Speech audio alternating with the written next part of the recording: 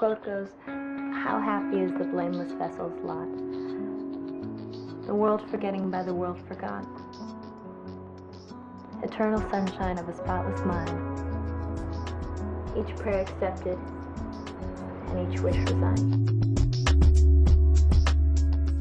It's bad enough that you sell your waking life for minimum wage, but now they get your dreams for free.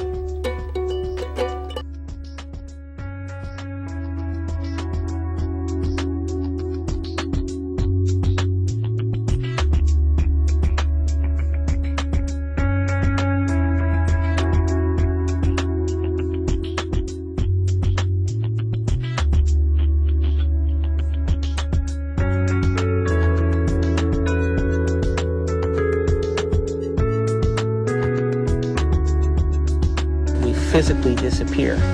What I mean is that we move out of the area of the brain that has to do with our personality, that has to do with our association to people, our association to places, our association to things and times and events. We don't exist in the associative centers in our brain that reaffirms our identity and reaffirms our personality.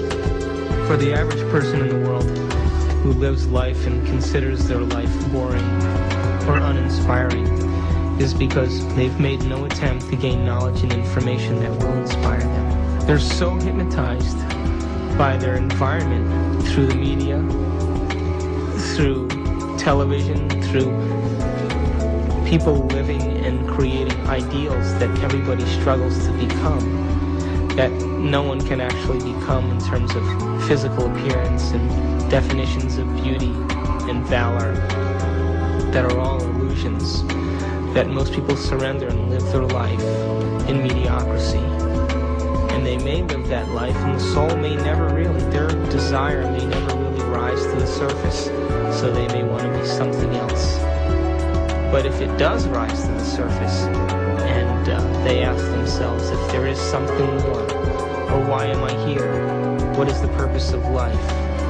Where am I going? What happens when I die? They start to ask those questions. They start to flirt and interact with the perception that they may be having a nervous breakdown. And in reality, what they're doing is that their old concepts of how they viewed their life in the world start to fall apart. Creation seems to come out of imperfection. It seems to come out of a striving and a frustration. And this is where I think language came from. I mean, it came from our desire to transcend our isolation and have some sort of connection with one another. And it had to be easy when it was just simple survival, like, water. We came up with a sound for that. Or saber-tooth tiger right behind you. We came up with a sound for that. But when it gets really interesting, I think, is when we use that same system of symbols to communicate all the abstract and intangible things that we're experiencing. What is like frustration? Or what is anger or love? When I say love, the sound comes out of my mouth and it hits the other person's ear, travels through this Byzantine conduit in their brain, through their memories of love or lack of love. And they register what I'm saying and they say, yes, they understand. But how do I know they understand? Because words are inert. They're just symbols. They're dead, And so much of our experience is intangible. So much of what we perceive cannot be expressed. It's unspeakable.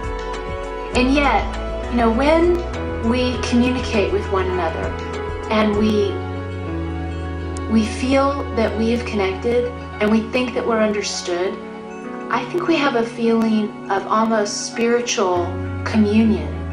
And that feeling might be transient, but I think it's what we live for.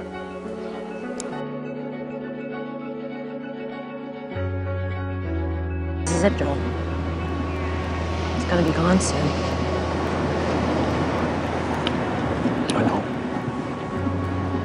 What do we do?